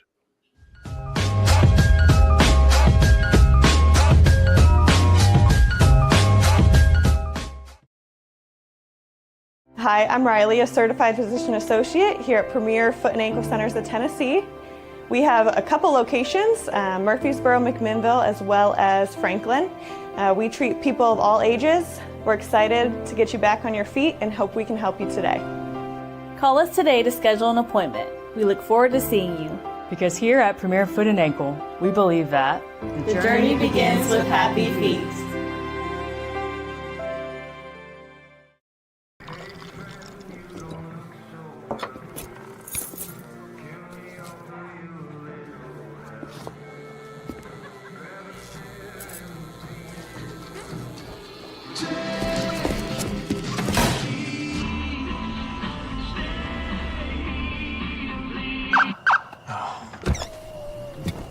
You're seeing the signs too, right? What signs? Whether you're an athlete or a weekend warrior, when it comes to your performance, don't settle for anything less than excellence. We're proud to announce that Mid-Tennessee Bone and Joint Clinic is now Tennessee Orthopedic Alliance of Columbia, where we are redefining sports medicine and orthopedics. Tennessee Orthopedic Alliance's team of expert sports medicine physicians understands the unique demands of your body. TOA Columbia specializes in personalized orthopedic care, offering state-of-the-art treatments for everything from sports injuries to joint replacements. Learn more at toacolumbia.com. Jones & Lang Sporting Goods here in Columbia has been outfitting teams, officials, and anybody else from T-ball to college for 50 plus years. Be sure and check them out at 931-388-8060 or online at jonesandlang.com. Jones & Lang Sporting Goods, the look of a winner. Zion Christian Academy, zioneagles.org or 931-388-5731. You can schedule your appointment. Go tour their campus. It is beautiful over there, and you're definitely going to want to see it. Again, it's zioneagles.org. Give them a call, 931-388-5731, and schedule your tour today. Piggly Wiggly, located in Neely's Mill Shopping Center, is Columbia's locally owned and operated Cost Plus 10 grocery store dedicated to serving the community with low prices and smiling faces. Piggly Wiggly offers fresh, hand-cut meats daily, as well as daily hot plate lunches from their deli counter. You're certain to see smiling faces and a helping hand when you're here at Piggly Wiggly. Come by and check out our fresh produce, high-quality meats, and more. Down home, down the street, we'll see you at the Pig.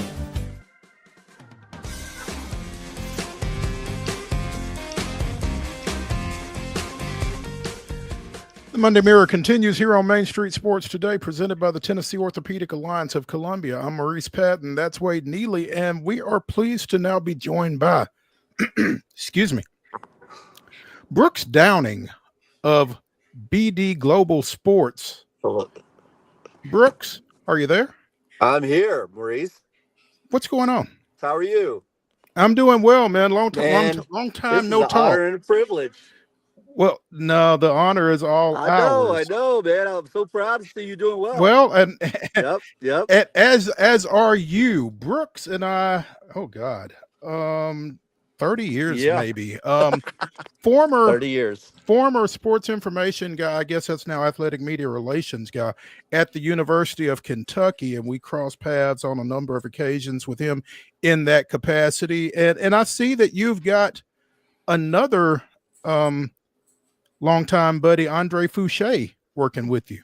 I do. He's actually in the car with me. We just landed in fabulous Las Vegas we're managing the Big West men's and women's tournaments out in Henderson this week here in the Valley. So just got into town and wanted to hop on, and Andre sends his best wishes.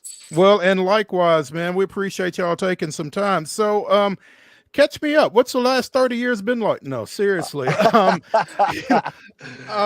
You guys, again, are putting on this game December 5th at the Bridgestone Arena. Tickets are on sale right now for Kentucky and Gonzaga. It'll be an opportunity for Kentucky fans to come to Nashville, which they always seem to jump at, but it's usually this time of year for the SEC tournament. It'll be a little bit more relaxed, I presume, in December for them. You would think, but I think it's going to be very rabid. It'll be like Rupp Arena South, if you will, Maurice, because, this is an opportunity where the entire venue can be primarily made up of BBN.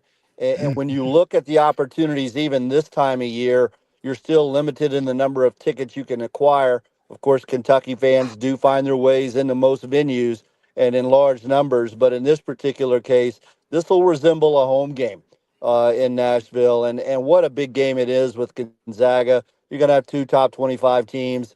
It's early in the season. Great opportunity to catch a glimpse of the Cats early and the Zags.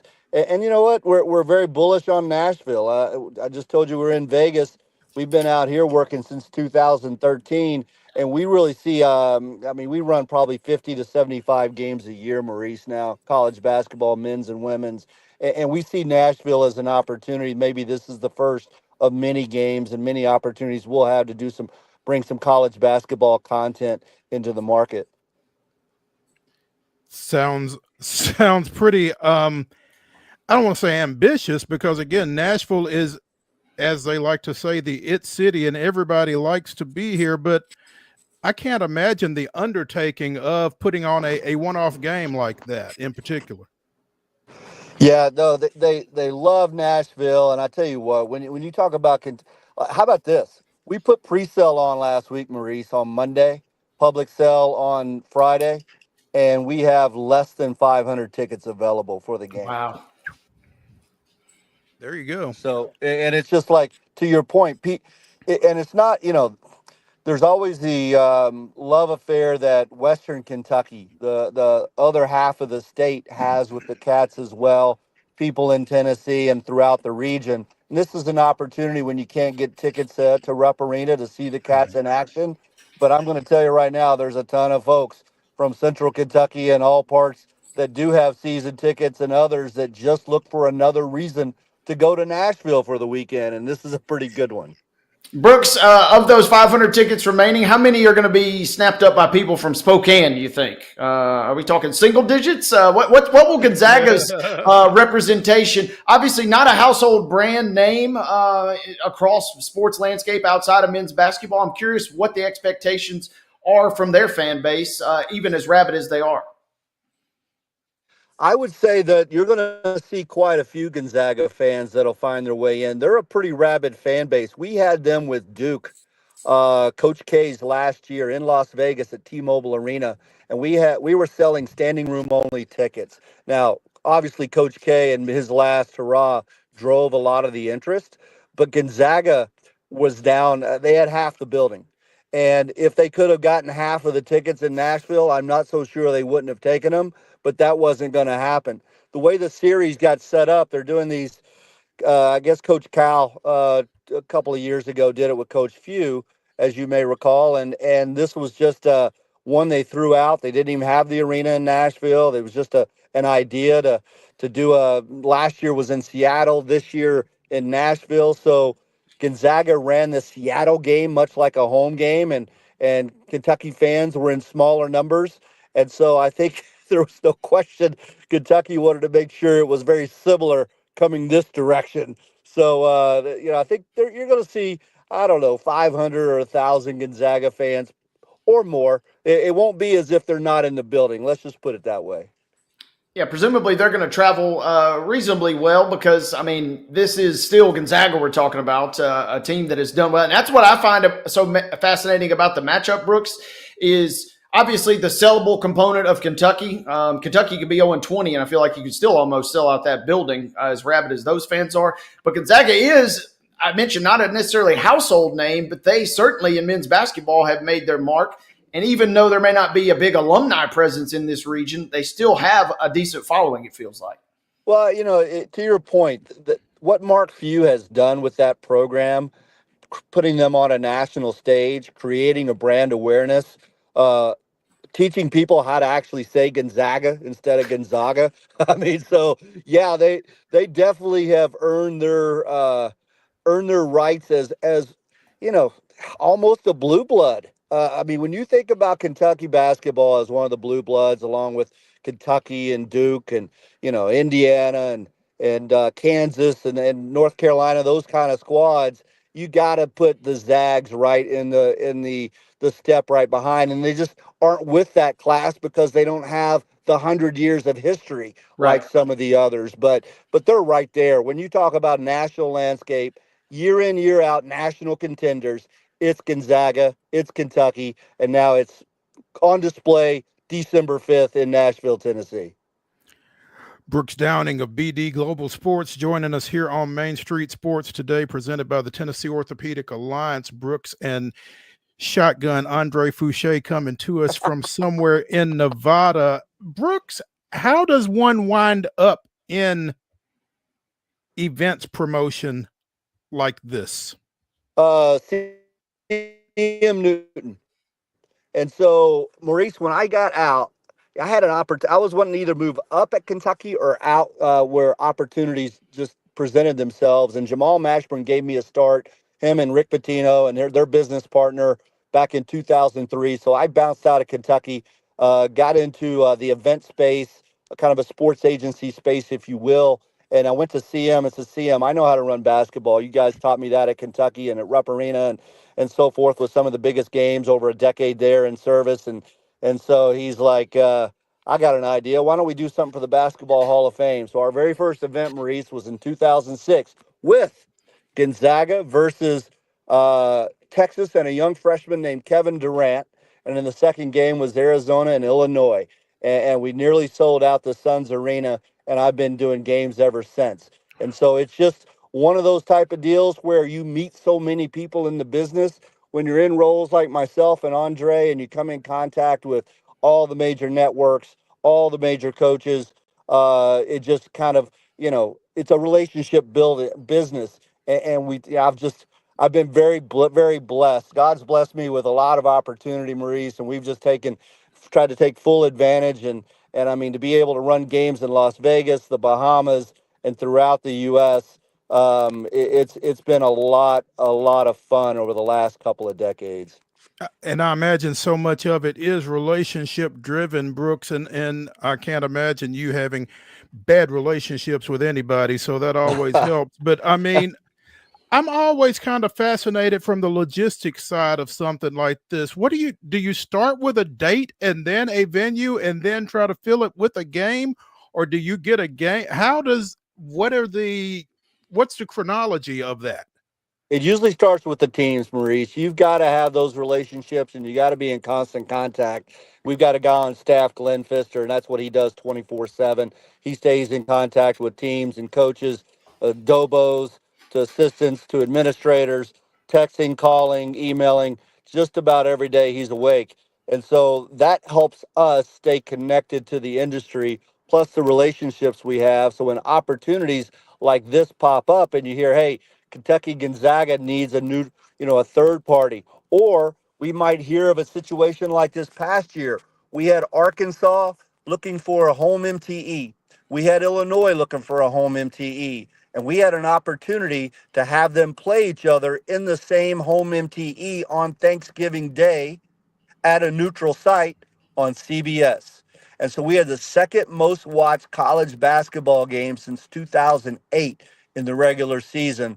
They followed the Razorbacks in Illinois playing right after the Bears-Lions game on CBS. We had over 5 million viewers that afternoon. And so that was something we're just knowledgeable of what's going on in the industry, and we play matchmaker.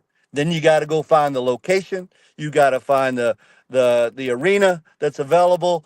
And I mean, there's all these other hurdles or check marks you got to check the box on, and then it all kind of falls into place. But it can take months sometimes to get something like this done, and then lo and behold, the coach leaves, or some other change happens, or the transfer portal opens up and I lost my best guy, and wait a minute, they pumped the brakes. So you're bobbing and weaving, you know what I mean? Yeah, that sounds it sounds fun and harrowing all at the same time. So obviously you're coming to Nashville. What else have you got? Are you looking at Nashville for anything else? Are there any more surprises? Because when we first heard about this, it's like, what? Kentucky and Gonzaga in Nashville. Why? Okay. Well, there may or may not be one or two more surprises in the pipeline, even as early as next season. Too soon to talk about just yet, but I can make sure you're one of the first to know, Maurice. It's gonna be good. I've gotten so excited now about working with Bridgestone Arena, about working with the Sports Authority, the CVB, the JW Marriott, the Grand Hyatt, the other hoteliers there in the marketplace. I feel like there's an opportunity where we can set up a tent and have an annual MTE on a pretty good scale there. And there's a lot of disruption. You guys know it. You see it. You're talking about it on a daily basis in our sport right now.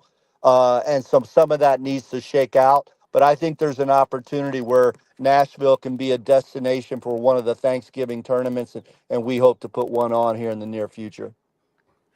That would be exciting, to say the least. I feel like any basketball kind of is going to get gobbled up here in the Music City. Brooks, I do want to ask you, though, harder event to put on in your mind, an event like the one in Kansas City that you had on Thanksgiving, or a golf tournament down in the Bahamas like the one you had back in January?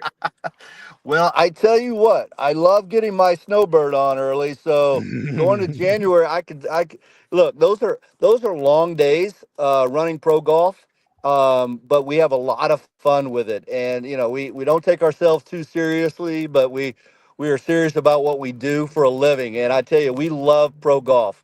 And we're on the Corn Ferry Tour, back-to-back events. We're a little bit crazy because I don't think there's another operator that'll run 2 pro golf tournaments back-to-back anywhere, much less offshore on 2 different islands. But we've pulled it off since 2017 and thoroughly enjoy it. Love our friends and family down in the Bahamas and look forward to that every January. But I tell you what, nothing gets the juices going when you walk into a 15 or 20,000 seat arena full of fans and cheering for their respective teams and the bands and cheerleaders. Just the whole pageantry of college basketball is something special. I would imagine, Brooks, that when you tell people that you are working on a golf tournament in the Bahamas, people really look at you really, really hard. Brice, I spend probably 6 to 8 weeks a year now in the Bahamas. We've got those 2. We take 20 college basketball teams down. Andre is our tournament director over Thanksgiving. Last year we had Tennessee beat Baylor in the championship game. On the men's side, we had UConn women. We had others. Middle Tennessee women been down there. Men and women. Ole Miss has been down there. Women. Coach Yo, Bahamian. That's another reason we go down for a couple of weeks. We've got summer hoops where teams are doing their exhibition games down in the Bahamas when they can do that once every 4 years. So we do that in early August. We now take ESPN fantasy football down and a large number of participants doing combines on the beach. But it's all hard, sweaty work, Maurice. Oh. Somebody's got to do it. Might as well be me. Well, if you ever decide you need any help, well, we'll just leave that at that. Hey, Brooks Downing of BD Global Sports joining us here on Main Street Sports Today, presented by the Tennessee Orthopedic Alliance of Columbia. Brooks, really, really great catching back up with you, and look forward to talking to you again soon. And again, be sure and take good care of Andre. I'll do it. And make sure, if you're listening and you want to catch great basketball, log on now, Ticketmaster.com, get your tickets. There's not many left, and it's going to be a really fun night there on Broadway. Brooks, we appreciate it. We'll talk to you soon. Thanks, Reese. All right. Brooks. All right. You guys take care. Thanks. And when we come back to Main Street Sports Today, presented by the Tennessee Orthopedic Alliance of Columbia. It is the final segment of the Monday Mirror. Let's look at a little high school basketball. There's been plenty of it. There will be plenty of it. Stick around. We'll get you ready for it.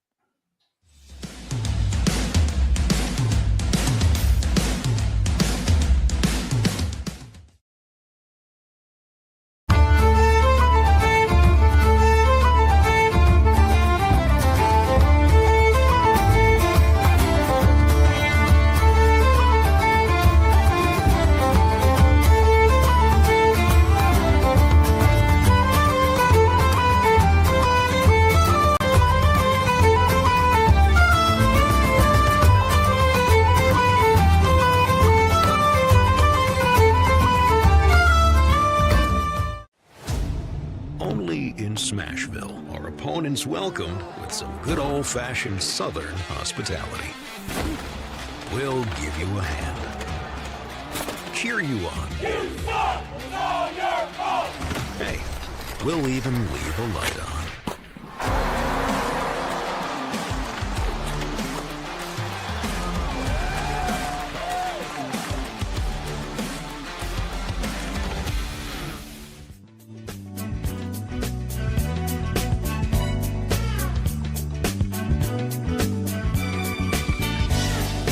Again, it is the final segment of the Monday Mirror here on Main Street Sports Today, presented by the Tennessee Orthopedic Alliance of Columbia. That's Wade Neely. I'm Maurice Patton, and we will both be out at high school basketball games tonight as we wind down the season. It's boys sectionals going on across the state tonight.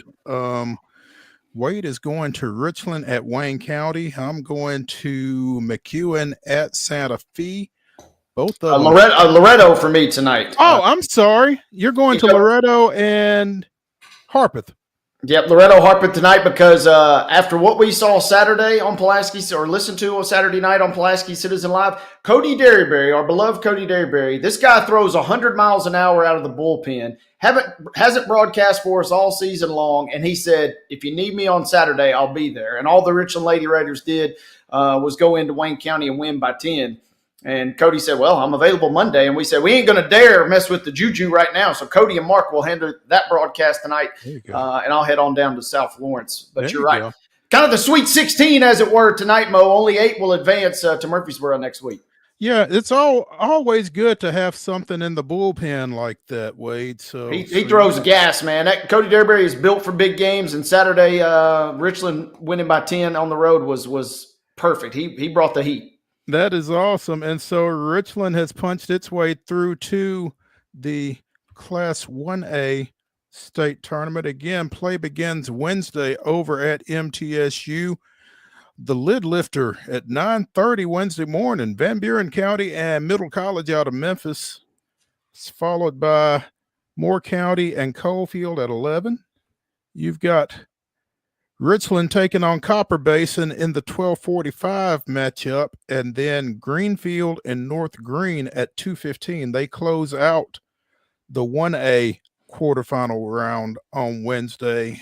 That is followed by Class 2A quarterfinal action. 8 games on Wednesday, Thursday, and Friday, by the way. So be prepared for long days. It's McMinn Central at 37-1 and Loretto 24-8, opening your Class 2A quarterfinal action on Wednesday. That's a 4:00 start, followed by Westview and East Nashville. Man, you got some, for all the talk about watered down fields and that kind of thing in the postseason. Again, McMinn Central is 37-1. Westview is 30-1. They're taking on 25-1 East Nashville in the second game of that Class 2A bracket at 5:30. Summertown 25-5 faces Gatlinburg Pittman, the Highlanders 25-11. And in the nightcap at 8:45, it is York Institute at 28-5 facing Memphis Business. So again, you got some heat coming in here for Wednesday's 1A and 2A quarterfinal matchups. On Thursday, it's 3A and 4A. Portland plays the second game on Thursday. The Lady Panthers will face 32-2 Heritage at 11 a.m. And basically they are the only, White County at 31-3 if we claim all the way over to Sparta, but Portland and White County are your two Middle Tennessee participants in the 3A bracket. White County taking on Dyersburg at 12:45. The 4A bracket for the girls at MTSU's Murphy Center. Again, 4:00 on Thursday. You've got Oak Ridge and Bartlett. You've got a couple of mid-state teams in the 5:30 game, Cookeville and Lincoln County. That's followed by Bearden and Whitehaven, and then Coffee County, 35-0. Coffee County taking on 32-1 Bradley Central, and the Bearettes have been the topic of some conversation on this show over the past couple of weeks. Good luck to the Lady Raiders. Yeah, that is a loaded matchup. And if I remember correctly, didn't Bradley Central have, was it Clarksville in round 1 last year? Mm-hmm. Man. And I think Clarksville was undefeated. Yeah, that we had 2 elite programs, and we saw a competitive game. But Bradley Central somewhat feels inevitable in 4A, but you never know. That's why we obviously play. And also props to Lincoln County. After making it for the first time last year, they get right back. So I had to wait a while, but it's been worth the payoff, back-to-back trips. Absolutely. Death taxes and Bradley Central is what it feels like right now, though. Again, your semifinals will be on Friday. Your championship games are on Saturday there. Boys sectionals tonight, in addition to Harpeth at Loretto, Richland at Richland at Wayne County, I'm sorry, and McEwen at Santa Fe. What else are we looking at? I'm trying to call up the section. Well, real quick, I'll tell you one that we're rooting for here in Giles County. It'll start an hour earlier, but the Harriman Blue Devils, if you want to go off records, Mo, how about Cosby, a Cinderella story in a sense? They're 16-16, but they got to go to Harriman tonight over in East Tennessee. That'll be an interesting matchup. Another one that I'm keeping my eyes on is Upperman. After blasting Giles County in the semis, they stubbed their toe big time versus Tullahoma, so they got to go to Heritage tonight. Should be a fantastic matchup. Tullahoma, meanwhile, here's one for you. Tullahoma's 29-4. They're playing at home tonight. They're playing Lenoir City, who has a 12-19 record. I know throw the records out a lot of times in these situations, but yeesh. Yeah, that I mean, they're there for a reason, you feel like, but at the same time, cautiously optimistic should be the approach for the Wildcats in that one, I think. In Class 4A, Independence is at home for its third straight sectional matchup, looking to make their third straight trip to the state tournament. They've got Beach coming in. Again, also, you've got Harpeth going to Loretto, and McEwen is at Santa Fe. Santa Fe has swept McEwen home and home during the regular season as the Wildcats try to get back to Murfreesboro for a second straight year. Centennial, the number 4 regular season finisher in District 10 4A, goes to Hillsboro in a 4A sectional tonight. We had Rodney Thweet on earlier in the year, and the Burros coming in at 31-4. Centennial's got its hands full there. I am really fascinated by this Richland-Wayne County matchup, even though you're not going. Just the fact that they were able to throw a little wrench in Santa Fe's plans with that district championship victory. Jason Lovelace does a great job, and they've got some players, man. They are dangerous in a one-game situation, I think. Yeah, that'll be a fun game tonight, and that's why I kind of politely bowed out and let Cody take the reins, because a big game deserves a Cody Derberry call with Richland being involved. Proud alum. But yeah, they beat Wayne County twice, both once in Waynesboro, and that game was 68-65, but Richland was up close to 20 points late in the third quarter, maybe even early in the third. They kind of, or early in the fourth, they had to hang on for dear life as they kind of, caught we talked so much about Slaughter, but Wayne County, was it Cameron Camfield, right? Cameron Cafield, one of the two. This kid is electric, and he's kind of like a baby Jokic out there. Maybe not going to blow away with his physical attributes, but he's always in a great spot for a good rebound. He can shoot from beyond the arc. He's a menace down low. Richland did well to win that game on the road and then knocked them off 53-41 at home. But, man, we saw it with the Lady Raiders, who had lost to Wayne County twice. It is hard to beat a team 3 times, and Richland will have to do that and in enemy territory tonight. Here's one for you, Wade. We talked to Tony Rutland, coach of the Laverne Wolverines, earlier this year as well. Laverne 21-8, hosting a 4A sectional against Walker Valley. The Mustangs coming in at 29-4. So I guess they lost to Bradley Central in that region final down there. But this should be an interesting matchup as Laverne tries to get back to the state as well.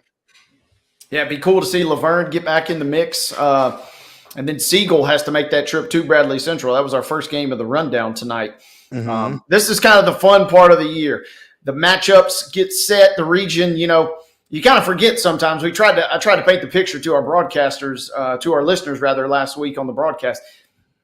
you kind of it's easy to get wrapped up in and maybe treat the region game like the region championship kind of like a throwaway. You're still battling for a trophy, but you really want to win that game because the last thing you want is a 3-hour bus ride to try and win this game tonight. And some of these schools will be faced with that. So it'll be very interesting. And I got to give a quick shout out too. Before I got assigned to the Loretto game tonight, I was going to go to Hume Fogg to check out my neighbor Steven's Hume Fogg squad. They're playing Lexington at home. There are a lot of good matchups across the state. And this is kind of the fun part because in addition to your game, everybody's usually scoreboard watching as well, seeing what's happening across the state. Right. And you mentioned those long bus rides that come with these sectional matchups. And the only thing worse than that long bus ride over is that long bus ride back when your season is over with. So it's a tough time of year for sure. Again, we had state champions crowned up in Cookeville over the weekend. Knoxville Webb defeated Christ Presbyterian in the girls D2 AA championship. The Webb School out of Bell Buckle won the D2A championship, defeating the Kings Academy out of Knoxville 66-59. And on the boys' side, again, Providence Christian came back for a 78-68 win over Battleground Academy, the first championship there for PCA and for their coach, Kerry Hammonds Jr., former MTSU standout, son of a former MTSU standout. PCA finishing 28-2 with that victory in the D2A finals. Knoxville Webb, the Spartans, boys and girls, swept Webb with a 54-45 win over Briarcrest in the D2A finals on Saturday up at the Eblin Center on the campus of Tennessee Tech University. Yeah, some good hardware handed out, and props to PCA for getting that championship. Hard-fought contest. How about Wayne Chisholm's son, Mr. Aiden Bolden? He goes for 20 points in that first ever victory. Man, PCA, got my acronyms backwards there. They have made a big impression in a short amount of time. And now the question kind of becomes, can they keep stacking wins? Because they've been so impressive this last little run they've been on here. You know, I didn't realize that was Chisholm's kid. I saw them. Baller. Yeah, big time. I saw them, I guess, in the district tournament over at BGA a couple of weeks ago. And yeah, the thing about Providence Christian that's so impressive, man, they've got so much length all over the floor. They've got the Mr. Basketball finalist, Preston Wade, the kid that transferred in from Florida, Chris Washington Jr., again, the Bolden kid as well. And Kerry does a great job with them. A lot of talent on that team. So congratulations to them picking up their first state championship there.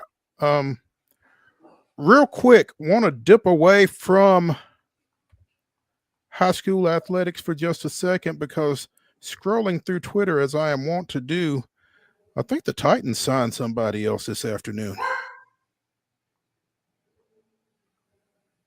I know we got a coach. Yeah, they brought in former Chargers head coach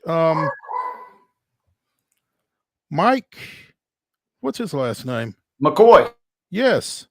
Added him to the staff as a senior analyst, I think, senior offensive analyst. So they are adding players. They're adding coaches. They're doing all sorts of stuff out there at Ascension St. Thomas Sports Park. I thought I saw a player in addition to – oh, no, they just they re-signed Sebastian Joseph Day, 1 year, $7.5 million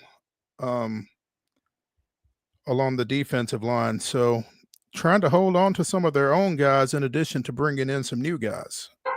And apparently they are, so say sources, take that for what it's worth.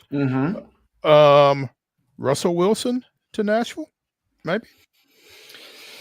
Maybe, right? I saw a great social media post that said maybe Russell Wilson just, kind of retires and moves to a farm in like upstate New York somewhere, and we never hear from him again.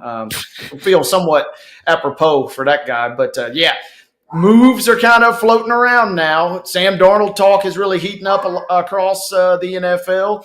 We saw the Jets go out and grab Justin Fields. I mean, we're kind of legal tampering's officially going to become full blown signings here shortly, and we're ready to rock and roll. And Nashville has been, we saw them so active in last off season. It's kind of going to be curious. Will they go for the splashy moves again? Or do you kind of maybe go for a little more perhaps substance? Just try and plug and play. I'm fascinated by their approach. There is not a funnier phrase in my mind than legal tampering. That's just funny to me. Anyway, that's going to do it for the Monday Mirror edition of Main Street Sports Today, presented by the Tennessee Orthopedic Alliance of Columbia. Be sure and come back with us tomorrow at 2:00. We will be joined by the Blue Raider voice, Chip Walters, among others. See y'all then.